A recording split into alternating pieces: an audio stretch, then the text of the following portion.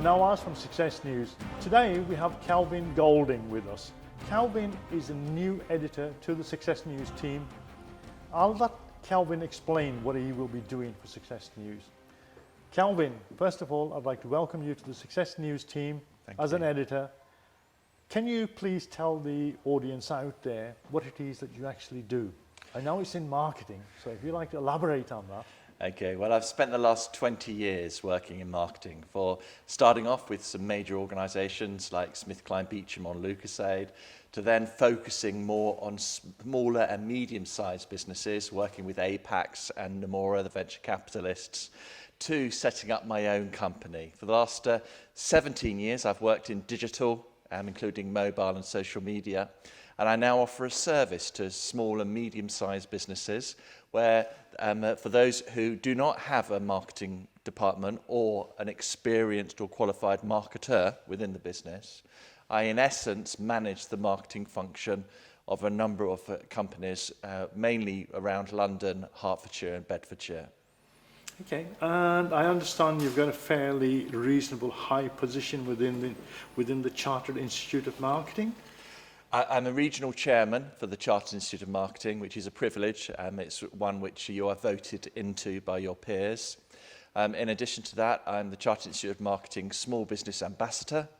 And as well as being a chartered marketer, I'm an official mentor to marketers at both mid and senior level within the UK.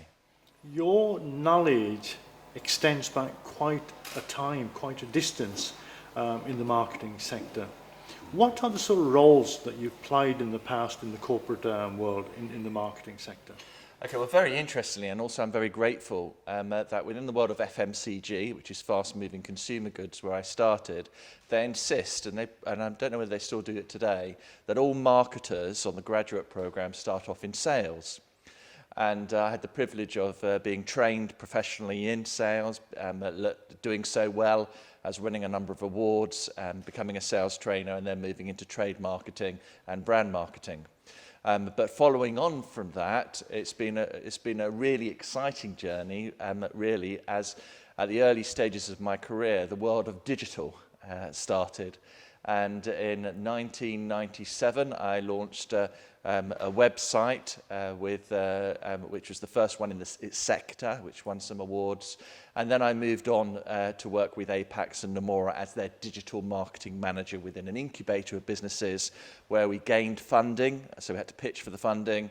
We created a business because we got given so much money to identify an opportunity, which involved both primary and secondary research, and then launched the business and then sold it. And then I got more involved with social media marketing, mobile marketing, and worked with clients like Nokia and Tesco, Marks & Spencer's, Procter & Gamble, etc. And then I moved from client side to agency side.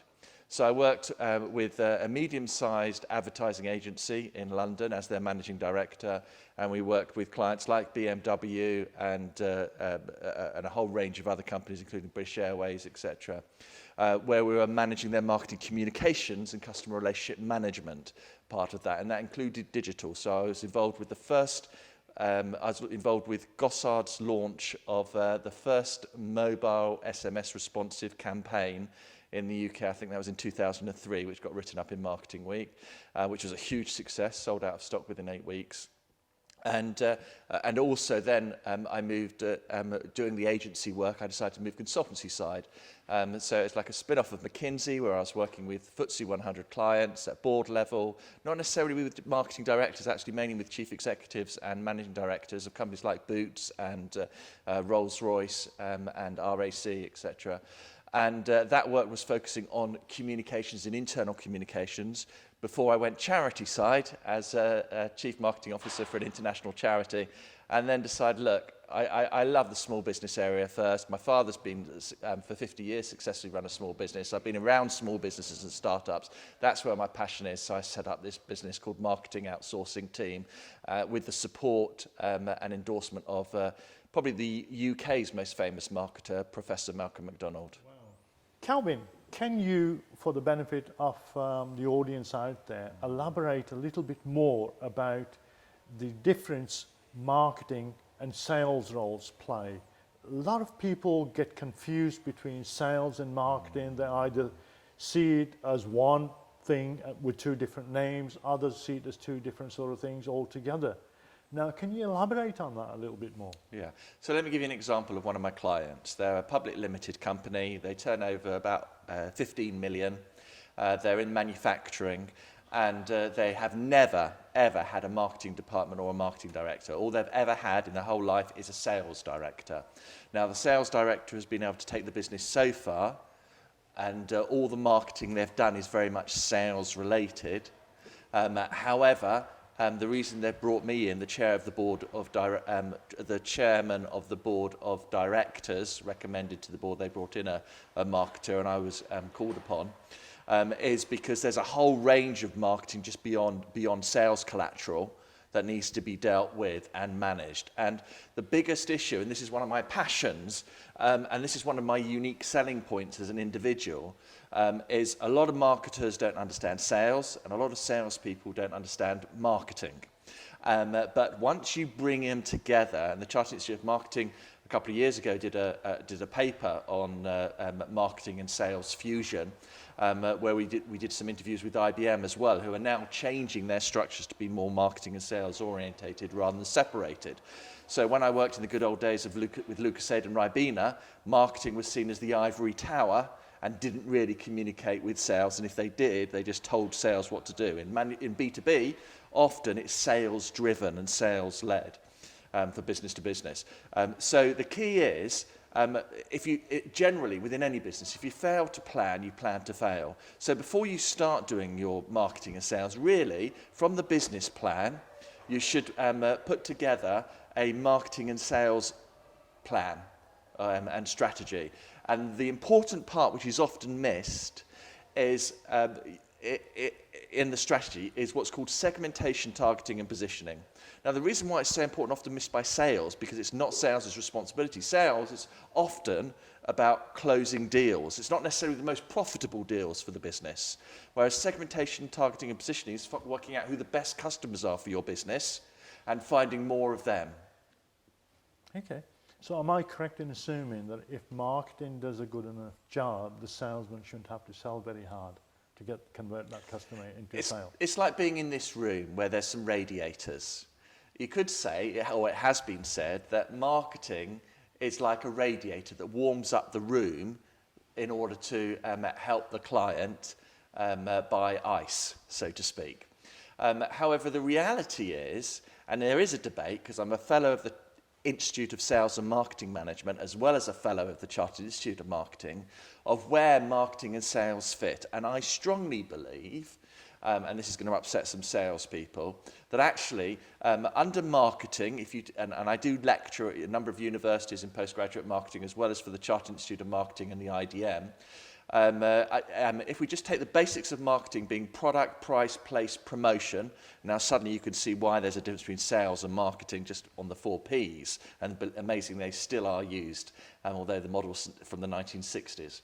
But under promotion, you've got 2 elements. You've got direct and indirect. So direct is actually sales. So sales is a function of marketing. Indirect is advertising, what we call above the line, below the line, or through the line with digital.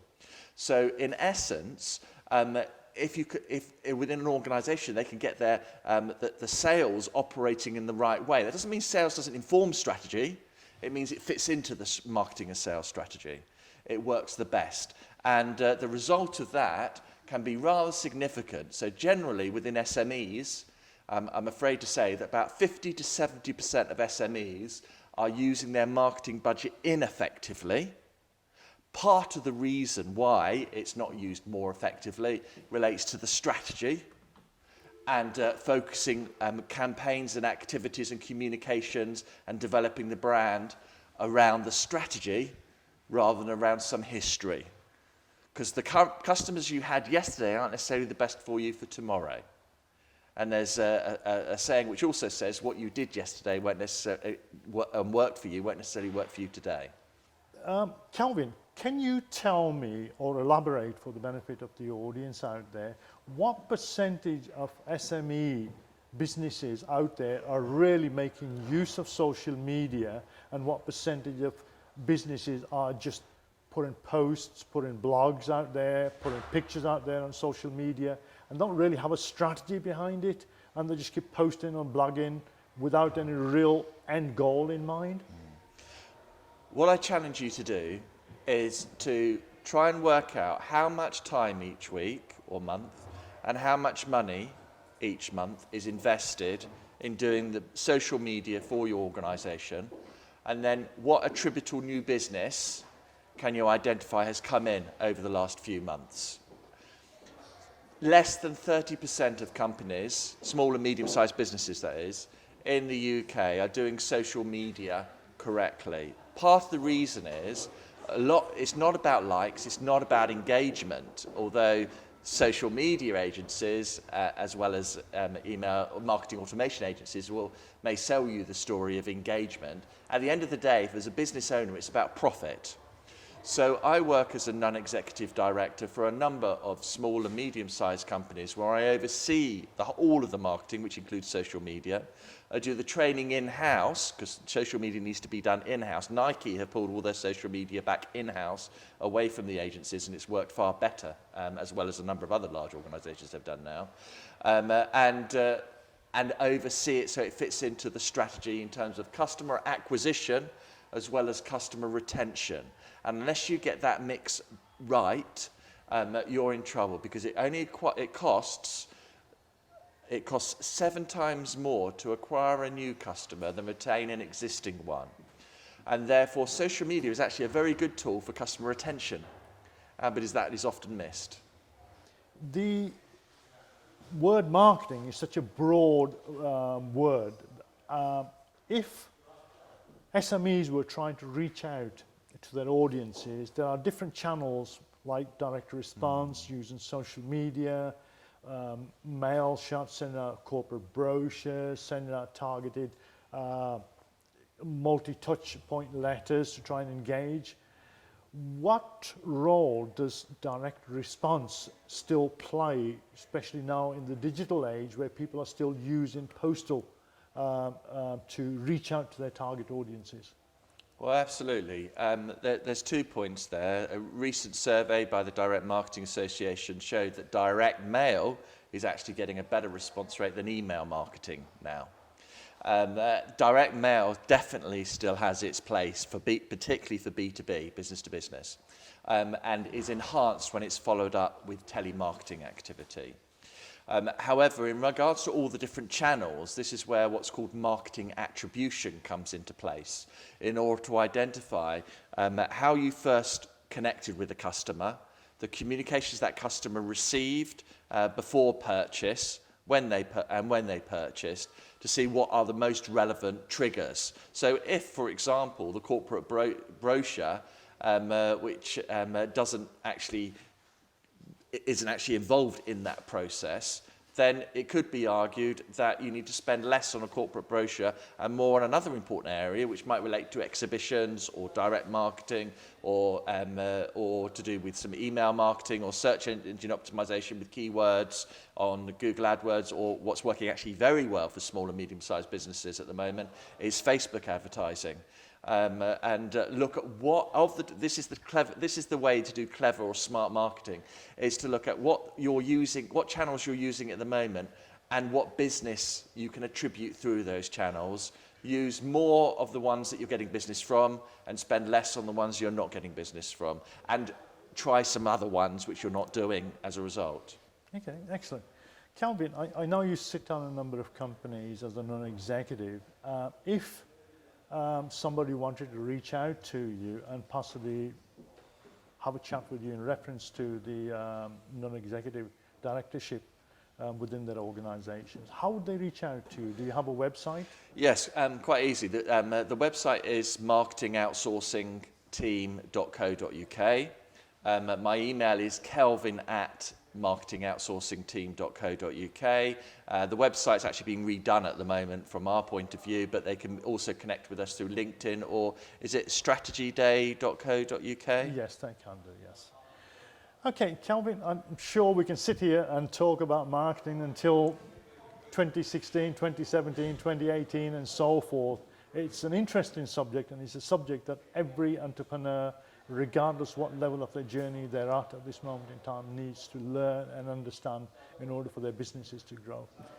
And I'm really pleased that you are joining the team at Success News, and I really look forward to seeing some of the interviews that you're going to be going out and bringing value content back in those interviews from some of the corporate people and from the SMEs, and how the audience can learn from that. So I really am pleased actually to introduce you to the group, and looking forward to your posts and your interviews that are coming up. Thank you. This is Mo Nawaz from Success News.